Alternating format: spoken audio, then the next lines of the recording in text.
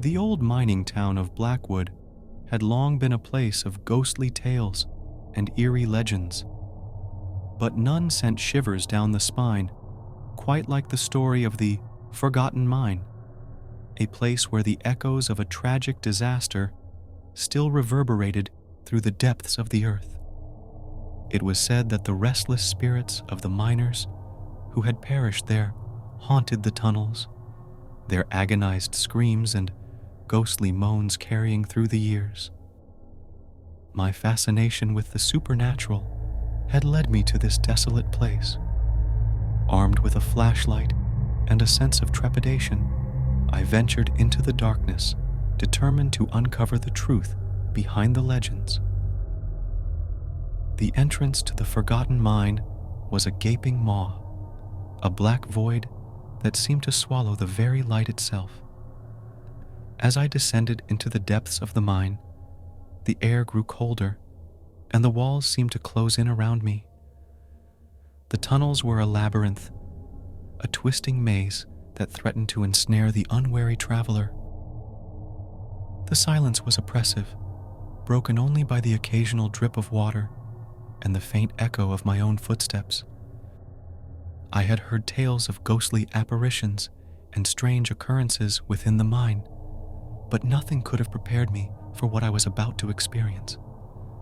It started as a faint whisper, a distant, anguished cry that seemed to emanate from the very walls. I froze, my heart pounding in my chest as the sound grew louder and more distinct. The screams of the miners echoed through the tunnels, their voices filled with terror and despair. It was as though I had been transported back in time to that fateful day when disaster had struck.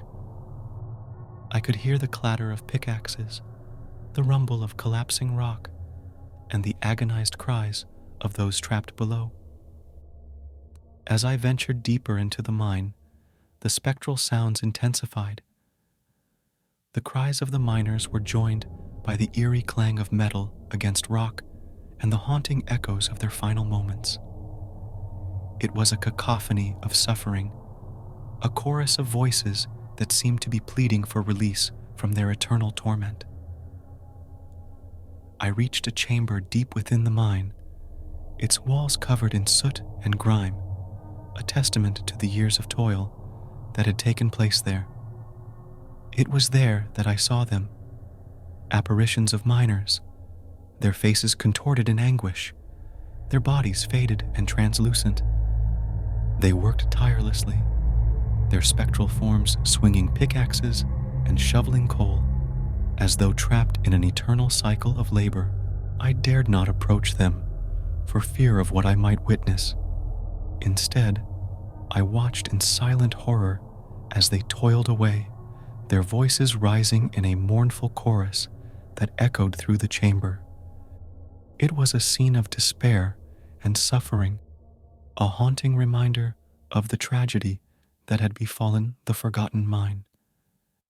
As I made my way back to the surface, the cries of the miners followed me, their anguished voices fading into the distance. The legends had been true.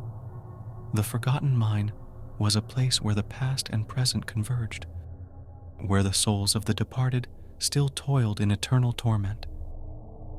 As I emerged into the daylight, I couldn't help but wonder if the spirits of the miners would ever find peace.